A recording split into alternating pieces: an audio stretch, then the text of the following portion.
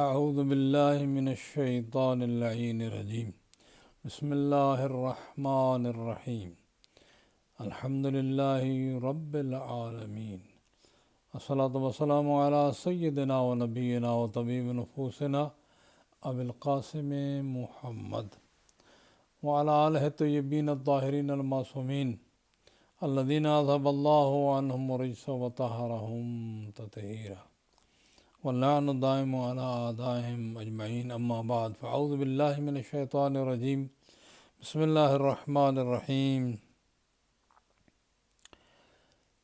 ما كان الله ليذر المؤمنين على ما أنتم عليه حتى يميز الخبيث من الطيب وما كان الله ليطلعكم على الغيب ولكن الله يجتبي من رسله من يشاء فآمنوا بالله ورسله وإن تؤمنوا وتتقوا فلكم أجر عظيم ولا يحسبن الذين يبخلون بما آتاهم الله من فضله هو خير لهم بل هو شر لهم سيطوقون ما بخلوا به يوم القيامة ولله ميراث السماوات والأرض والله بما تعملون خبير صدق اللہ مولانا العظیم وصدق رسولنا الکریم ونحن علی ذلک من الشاہدین والشاکرین والحمد للہ رب العالمین۔ معزز و محترم سامعین، آپ کی خدمت میں سلام۔ اور یہ آنے والی جو شب ہے 23 ماہ مبارک، 23 ماہ مبارک، اللہ آپ کو مبارک کرے۔ قرآن کا نزول بہت بڑی نعمت خداوند متعال نے عطا فرمائی۔ حضور کو آخری پیغمبر بنا کر بھیجا، پھر ان کو یہ بڑی عظیم کتاب یعنی قرآن عظیم عطا فرمایا۔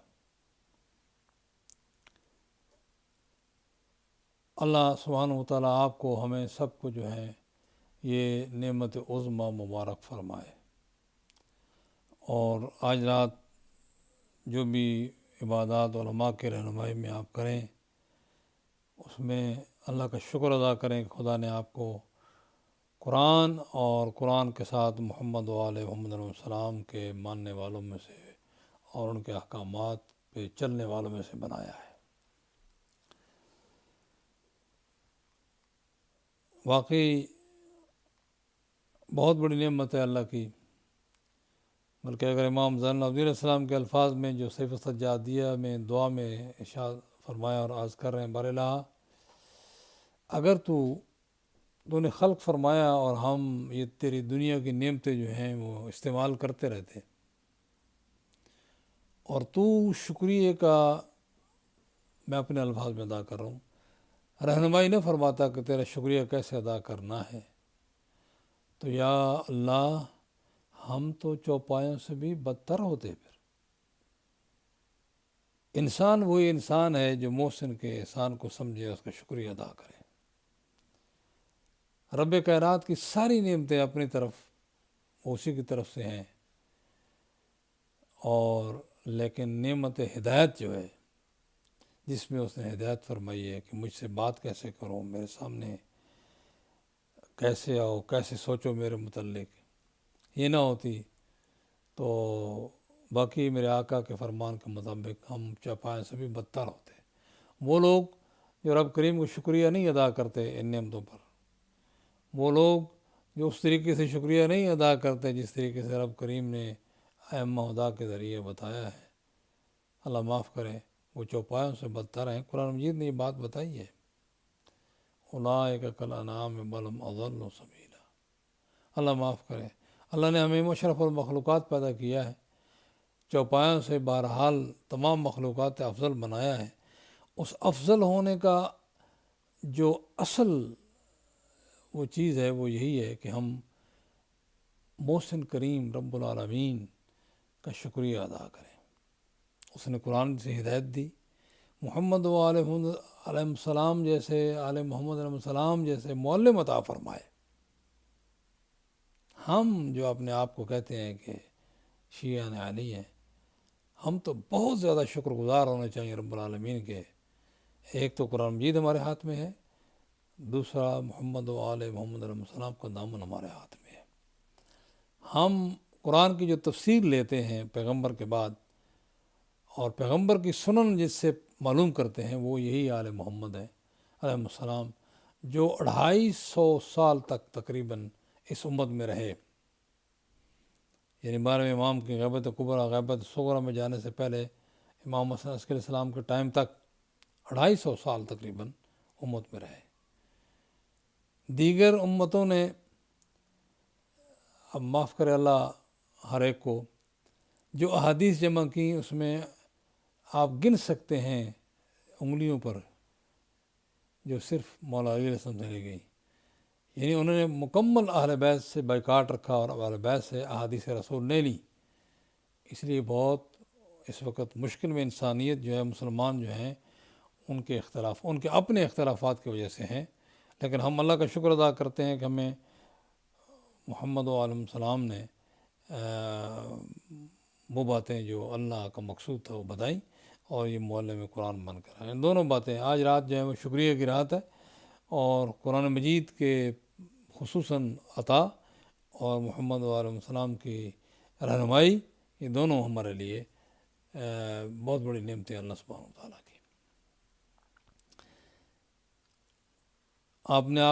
اپنے ایک دوسرے کو بھی دعا میں یاد رکھیے، اور ہم ناچیزوں کو بھی اپنی دعا میں یاد رکھیے۔ خدا ہمیں راہ راست پر رکھے آخری لمحات تک۔ اس میں ان آیات میں جو 179 تقریباً بنتی ہے، 179 اور 180 جو میں نے تلاوت کی ہے، بلکہ تھوڑا سا آگے بھی چلوں گا، شاید آج صرف ترجمے پر ہی اکتفا ہو، لیکن ظاہر ہے کہ دل نہیں کرتا کہ ان آیات کو نظر انداز کیا جائے۔ اللہ سبحانہ و تعالیٰ کا ایک قانون ہے کہ وہ ایسے نہیں ہے کہ بس نعرے لگانے والے جو ہیں وہ ان کو خالی اللہ اکبر نہیں، بلکہ جو مومن اور غیر مومن، ان میں سے جو صحیح مومن ہیں اور جو ایسے ہیں، جب تک ان کی علیحدہ نہ کر لے بات نہیں بنے گی۔ اللہ نہیں چھوڑے گا، وما کان لیذر المؤمنین، اللہ مومنین کو نہیں چھوڑے گا اس بات پر کہ علی ما انتم علیہ، تم جس پر بھی ہو، حتی یمیز الخبیث من الطیب۔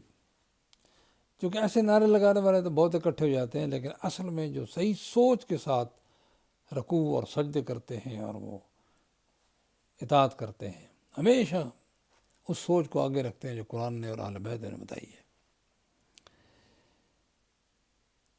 تو یہ امتحان، یہ ٹیسٹ ہر جگہ ہونا ہے، بلکہ سورہ عنکبوت کی پہلی آیت میں ہے، بسم اللہ الرحمن الرحیم، الف لام میم، احسب الناس ان یترکوا ان یقولوا آمنا وهم لا یفتنون۔ کیا لوگ یہ سمجھتے ہیں کہ ان کو ایسے ہی چھوڑ دیا جائے گا، بس ان کا امتحان اور ٹیسٹ نہیں ہوگا؟ پھر واپس جاتے ہیں جنگ احد میں جو افتاد پڑی اور 70 کے قریب شہید مسلمانوں میں ہو گئے اور بہت سے زخمی ہو گئے، بہت مشکل پیش آ گئی، تھوڑے سے لوگ تو تھے۔ تو قرآن مجید نے یہی بہت سی باتیں سمجھاتے یہاں تک بھی سمجھایا کہ بھئی یہ نہ سمجھو کہ بس تم کلمہ پڑھ لیا تو تمہارا ٹیسٹ اور امتحان نہیں ہوگا، نہیں، تمہارا یہ سلسلہ امتحان کا اور ٹیسٹ کا تمہارا جاری رہے گا۔ اس لیے کہ اس ٹیسٹ و امتحان میں یہ نہیں ہے کہ تمہیں ذلیل کرنا ہے، بلکہ تم کو بتانا ہے کہ تم کتنے پانی میں ہو تاکہ مزید کوشش کرو۔ آج کل بھی جو امتحانات ہوتے ہیں اسکولوں میں، کالجز میں، یونیورسٹیز میں، وہ اس لیے نہیں ہوتے کہ اس بندے کو خار کیا جائے، بلکہ اس لیے ہوتے ہیں تاکہ مزید کوشش کرے اور آگے بڑھے۔ اور اسی طرح جو ہے وہ آگے آیت بھی آیت کریمہ آنے والی ہے کہ جس میں آیت نمبر ہے 186 نمبر آیت ہے، اس میں یہی ہے، وَلَا تُبْلَوُنَّ فِي أَمْوَالِكُمْ وَأَنفُسِكُمْ وَلَا تُبْلَوُنَّ فِي أَمْوَالِكُمْ وَأَنفُسِكُمْ، تمہارا ضرور امتحان ہوگا، تمہارے مالوں میں، تمہارے اپنی جانوں میں امتحان ہوگا۔ اور ایک اور بھی امتحان کا بتایا اس میں، وہ ابھی آگے چل کر بتاؤں گا، وَلَتَسْمَعُنَّ مِنَ الَّذِينَ أُوتُوا الْكِتَابَ مِنْ قَبْلِكُمْ وَمِنَ الَّذِينَ أَشْرَكُوا أَذًى كَثِيرًا۔ تمہیں بہت سی باتیں اہل کتاب سے، جو تم سے پہلے جن کو اہل کتاب دی گئی تھی ان سے سنو گے، تمہیں اذیت ہوگی، اور مشرکوں سے بہت سی اذیتیں تمہیں ملے گی، لیکن تم نے قائم رہنا ہے۔ وَإِن تَصْبِرُوا وَتَتَّقُوا، اگر تم صبر کر لو گے اور تقوی الہی اور محبت الہی میں تم لگے رہو گے، فإن ذلک من عزم الامور، یہ بڑی بات ہے۔ تو یہ یہاں بھی یہی فرمایا کہ یہ ہر ایک کو آنا ہے۔ کوئی آدمی کہے کہ وہ اس زمانے میں تو امتحان ہوا، ہمارا بھی ہے۔ امتحان دو طریقے سے ہوتے ہیں، فرمایا مالوں میں بھی اور تمہارے نفوس میں بھی۔ اب اس کے تشریح میں بڑی لمبی بات ہو جائے گی۔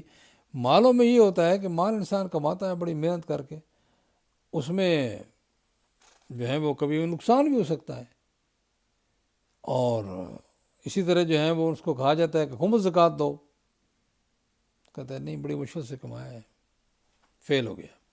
یہ آگے بات آنے والی ہے۔ اسی طرح جو ہے وہ نفوس میں کیا ہوتا ہے، اولاد ہے جی بڑے اچھے اسکول میں پڑھے جی، بڑے اچھی انگلش ہونی چاہیے جی، بہت اچھا جنٹل مین، جس کو آج کل جنٹل مین کہتے ہیں، حالانکہ جو جنٹل مین ہوتے ہیں یا نہیں ہوتے، یعنی وہ بڑا جناب بابو بن کے جو ہے وہ نہ لباس کی پرواہ نہ کسی، بس جی بڑا اس کو۔ لیکن امتحان یہ ہے کہ اولاد جو اللہ نے دی ہے، مخلوق اللہ کی ہے، تم امین ہو، تم ٹرسٹی ہو، کیا اس کے دل میں محبت خدا ڈالی ہے؟ کیا اس کو سمجھانے کی کوشش کی ہے کہ ساری نعمتیں خدا کی طرف سے آ رہی ہیں؟ اور پھر اگر اس میں کسی مثلا نقصان ہو جاتا ہے، کوئی فوت ہو جاتا ہے، تو پھر کیا کمپلین کرنی ہے؟ نہیں، بلکہ فیصلے خدا کے ہیں۔ آپ کا کام تھا کہ حد تک جو ہے وہ آپ اس کا خیال رکھیں، اور اس کے بعد جب خدا نے واپس لے لیا ارلی یا لیٹر، اس میں آپ لوگوں کو خدا کی شکایت نہیں بلکہ اس کو حمد اور شکر کرنا چاہیے، سرائے والضراء۔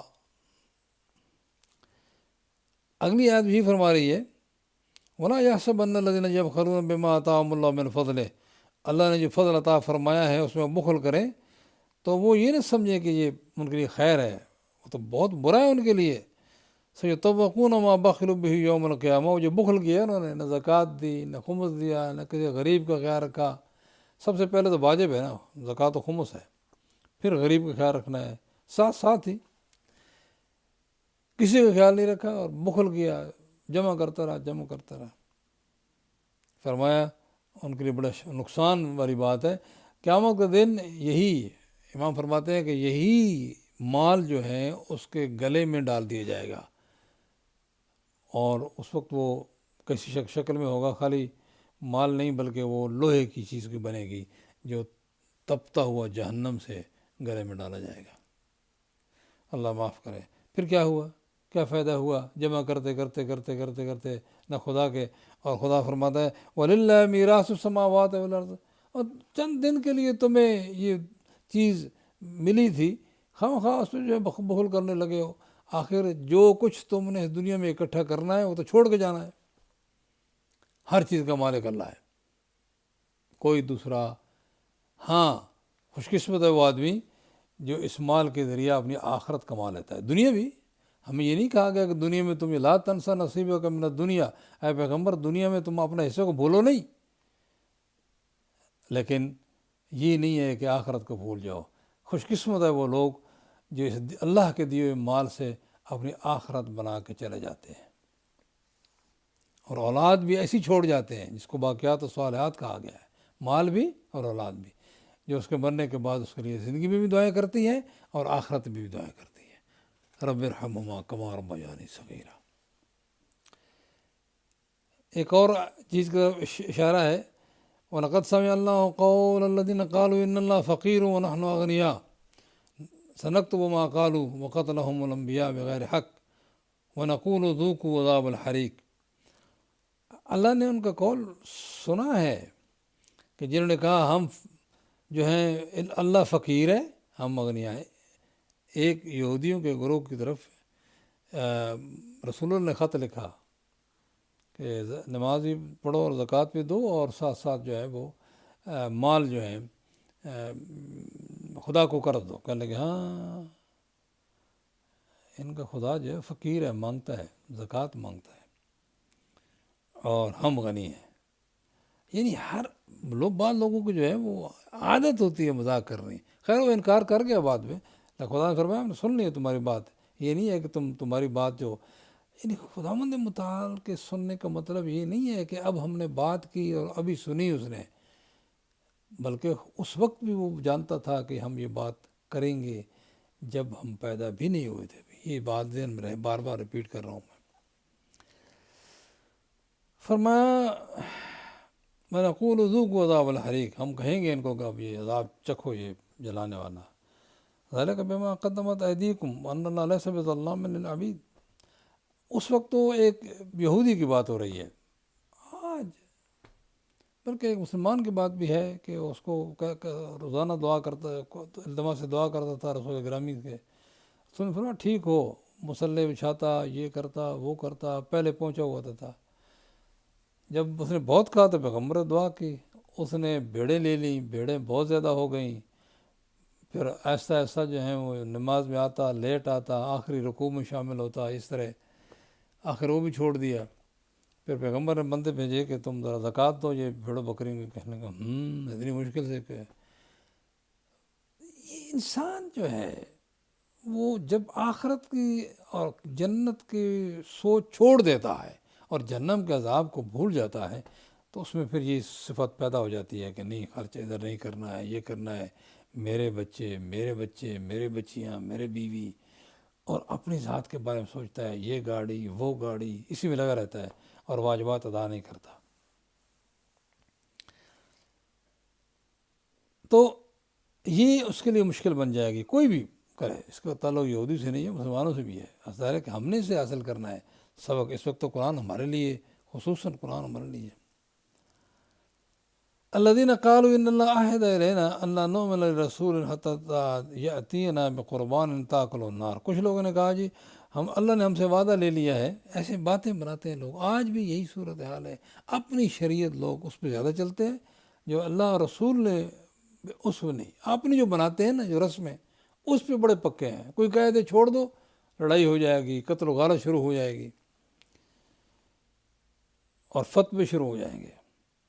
یہاں فرمایا کہ ان نے کہا جی ہم نے, اللہ نے ہمارے ساتھ ہم سے وعدہ لیا ہے ہم سے کہ ہم جو ہیں وہ رسول پر ایمان لے لیں جب تک کہ ایسی قربانی وہ کرے کہ جو آگ جسے آ کر کھا لے. جیسے حضرت آدم کے 2 بیٹوں کے درمیان تھی کہ آگ آتی تھی اور قربانی جو تھی وہ اس کو اچک لیتی تھی, جلا دیتی تھی, تو وہ قبول ہو گئی.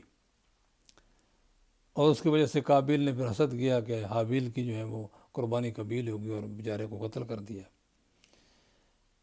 قرآن نے فرمایا کہ تمہارے پاس رسول آئے, قل قد جاءکم رسل من قبلی بالبینات, دلیلیں لے کر آئے.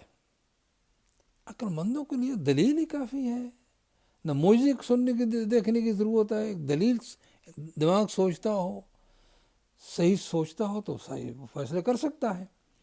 یہ معجزے وغیرہ بہت وہ ان کے لیے دکھائے جاتے ہیں جو بالکل ہی ڈل قسم کے لوگ ہوتے ہیں, ورنہ کوئی ضرورت نہیں ہے. جس کو دلیل سمجھ آ گئی ہے کہ ہاں یہ بات, تو بہرحال پھر بھی کوئی عیب نہیں اگر معجزہ دیکھ کر بھی انسان صحیح معنوں میں اپنے اصلاح کر لے عقیدے اور اعمال کی, تو کوئی مسئلہ نہیں.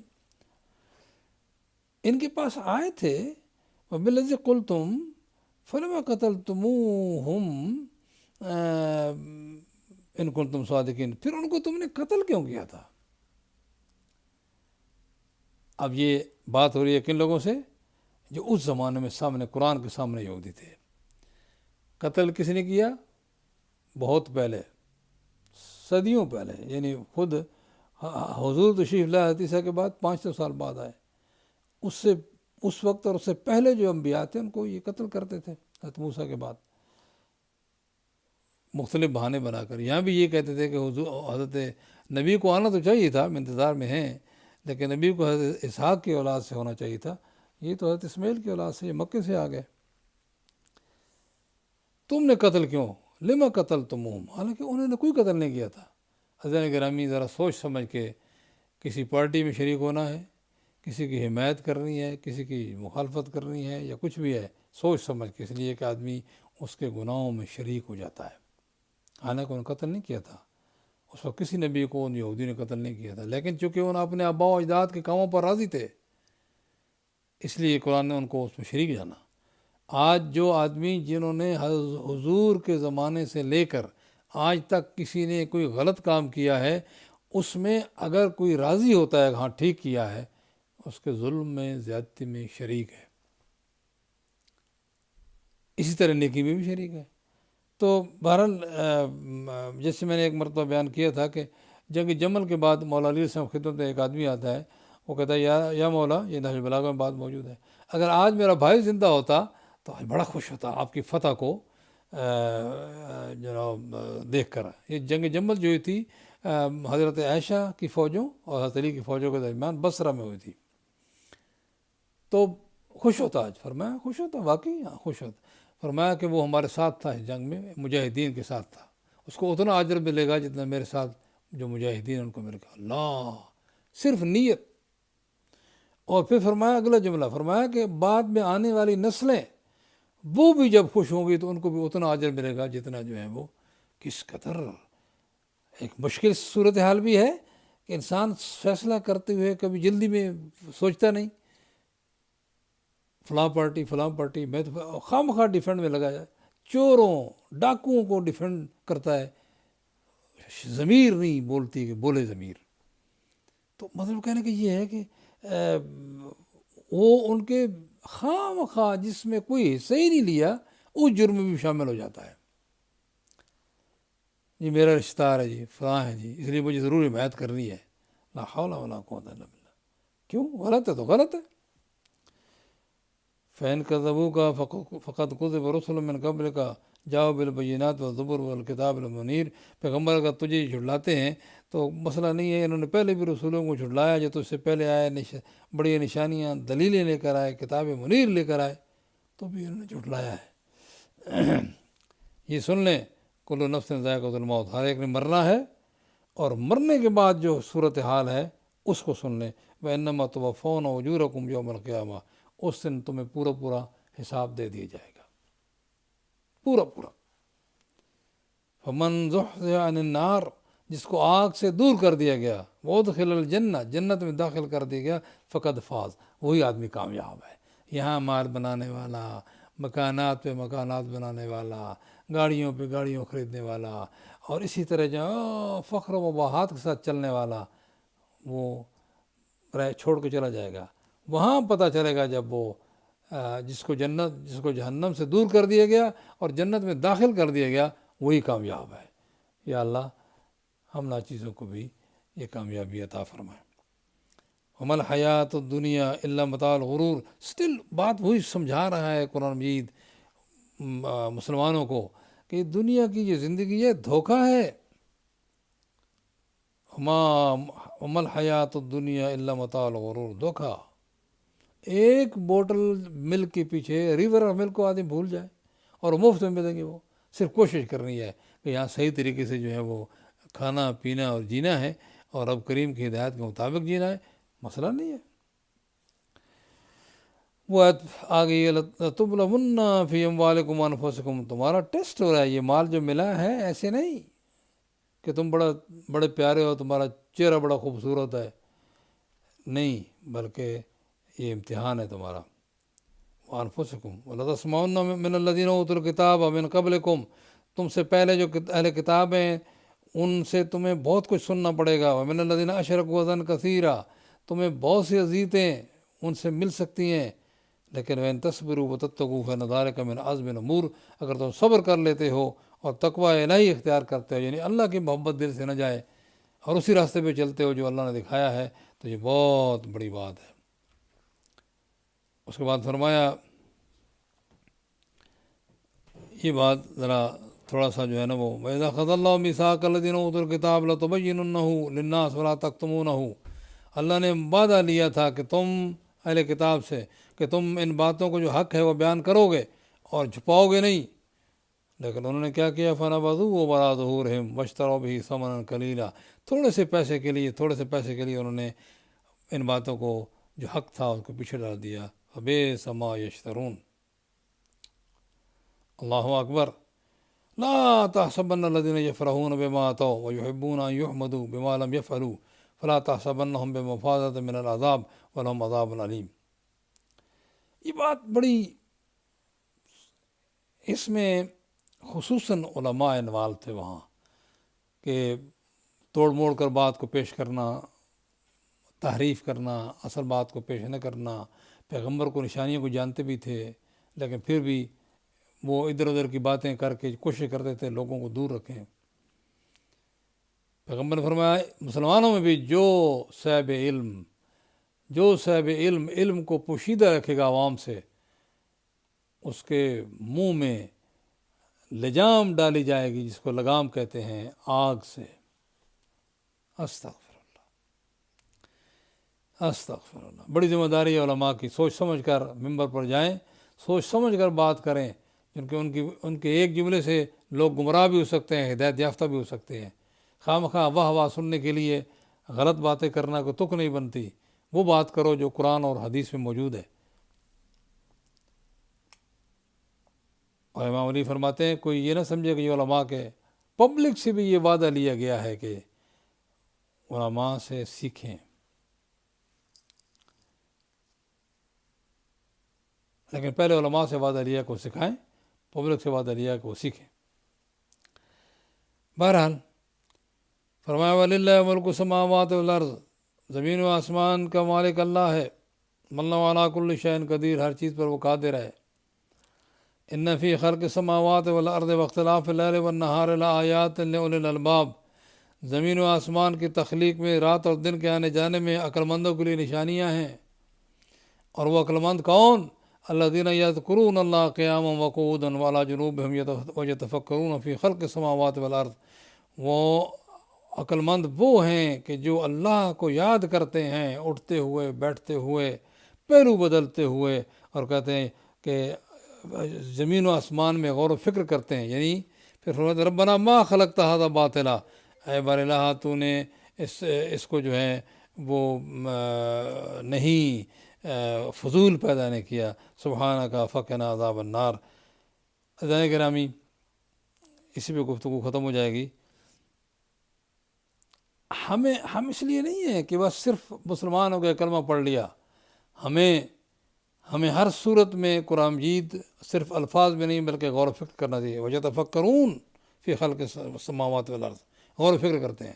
ایک تو ظاہری آپ دیکھیں قرآن مجید انسان جو ہے وہ دیکھتا ہے، آسمانوں کو دیکھتا ہے، ستاروں کو دیکھتا ہے، یعنی سیزن کے بدلنے کو دیکھتا ہے. اس کو یونیورسٹی جانے کی ضرورت نہیں، لیکن یونیورسٹی میں جا کر جو آدمی ڈیپلی اسٹڈی کرتا ہے اس کو تو بہت زیادہ خدا کے سامنے جھک جانا چاہیے. اب یہ سارے سائنسدان جو ہیں ان میں ایک جملہ مسنگ ہے. صرف ان کو اگر کوئی سمجھا دے کہ دیکھو یہ نظام خود بخود نہیں چل رہا بلکہ اس کا چلانے والا ہے، اگر وہ بات سمجھ آ جائے یہ پکے مسلمان ہیں. لیکن مسلمان جو بس صرف ایسی سوچتے بھی نہیں، غور و فکر بھی نہیں کرتے. ایک جگہ ایک دفعہ بہرحال اس بات کو پھر یعنی اس پہ وہ غور و فکر کرتے ہیں اٹھتے ہوئے بیٹھتے ہوئے، اور پھر رب کریم کی وہ تعریف کرتے ہیں. ربنا ما خلقت ھذا باطلا. کون ہے؟ لوگ پرواہ نہیں کرتے. لوگوں کو ایک ہی دھن، ایک ہی فکر لگی ہے، پیسہ کماؤ، کھانے پینے اور پہننے کا سامان. رب کریم کے بارے میں بہت زیادہ سوچا، اٹھتے ہوئے بیٹھتے ہوئے، پہلو بدلتی ہوئے. خالی نماز نہیں، جو نماز پڑھتے ہیں، خالی نماز نہیں جو نہیں پڑھتے، سبحان اللہ وہ تو جو بھی ہیں، لیکن جو پڑھتے ہیں خالی نماز نہیں بلکہ اللہ کی دین پر، اللہ کی جو انعامات ہیں اس پر غور و فکر کرتے ہیں، اور پھر سجدہ شکر ادا کرتے ہیں، اللہ کا شکریہ ادا کرتے ہیں، اللہ کا ذکر کرتے ہیں. ہر اللہ کے ذکر کے لیے نہ تمہیں وضو کی ضرورت ہے، نہ تمہیں قبلہ رخ ہونے کی ضرورت ہے. چلتے پھرتے اٹھتے بیٹھتے ذکر خدا کر سکتے ہو. سب سے زیادہ اللہ کا نام تمہارے زبان پہ آنا چاہیے. جناب ابو ذر کی تعریف کرتے ہوئے امام معصوم فرماتے ہیں کہ ابو ذر ان کی جو سب سے بڑی صفت تھی وہ یہ نہیں کہ بہت نمازیں ہی پڑھتے تھے، بہت روزے رکھتے تھے. سب سے بڑی صفت یہ تھی کہ خدا کے معاملات میں، یعنی مخلوق خدا اللہ کے بارے میں بہت سوچا کرتے تھے. التدبر فی امر اللہ، اللہ کے معاملے میں غور و فکر کرتے تھے. یہ زمین و آسمان، یہ چاند تارے، یہ جو کچھ بھی خدا و تعالی نے بنایا ہے، یہ نظام چلایا ہے، کتنا خوبصورت اور پرفیکٹ نظام ہے، کتنا خوبصورت اور پرفیکٹ نظام ہے. خود انسانی جسم کو دیکھے انسان غور کرے. آج کل تو کوئی مسئلہ نہیں، ایک ڈی این اے سے لے کر یا ایک ایٹم سے لے کر پوری کائنات کے بارے میں سوچے تو ایک نظام میں جکڑی ہوئی ہے. یہ ایک نظام میں جکڑا ہونا اس بات کی دلیل ہے کہ اس کا بنانے والا ایک ہے، اس کا خلق کرنے والا ایک ہے، اس کا چلانے والا ایک ہے. اور ایک نظام میں جکڑا ہونا اس بات کی دلیل ہے کوئی اس پہ قدرت نہیں رکھتا کہ وہ اس میں تصرف کا حق رکھتا ہو کہ اس کو چلائے یا اس کو توڑ موڑ کرے. نہیں، اگر کوئی اور ہوتا تو وہ خود بتاتا کہ یہ میں نے بنایا ہے، یہ میں نے کیا ہے. قرآن مجید نے کئی جگہ چیلنج فرمایا، ارونی ماذا خلقوا، پیغمبر ان سے کہو، ان سے پوچھو کہ وہ جن کو شریک بناتے ہیں خدا کا، انہوں نے کیا خلق کیا ہے. خلق، رزق، موت صرف خدا کے ہاتھ میں ہے، کوئی کسی کو اس پر تصرف حاصل نہیں ہے. ہاں، انبیاء دعا کریں تو وہ دے دیتا ہے، اور ائمہ اگر دعا کریں تو وہ کر دیتا ہے. یہ اسی کی مہربانی ہے، ان پر بھی احسان ہے اس کا کہ وہ ان کی عزت اور رکھتا ہے. اللہ تعالیٰ آپ کو ہمیں اس بات کی توفیق عنایت فرمائے. یہ مہینہ جو ہے وہ غور و فکر کا مہینہ ہے. خدا ہمیں قرآن پر غور و فکر کی توفیق عنایت فرمائے. اللہ آپ کی مدد کرے گا، اللہ ہماری مدد فرمائے. اور اس بلا سے جو اس وقت سے مبتلا ہے دنیا، اللہ مومنین مومنات اور ان کے بچوں کو بچائے. اور خداوند متعال ہمیں آج کی رات خصوصی جو عنایات ہیں ہمارے اوپر فرمائے. ہم سب کو دعا میں یاد رکھیں، ہمیں بھی دعا میں یاد رکھیں. السلام علیکم ورحمۃ اللہ وبرکاتہ.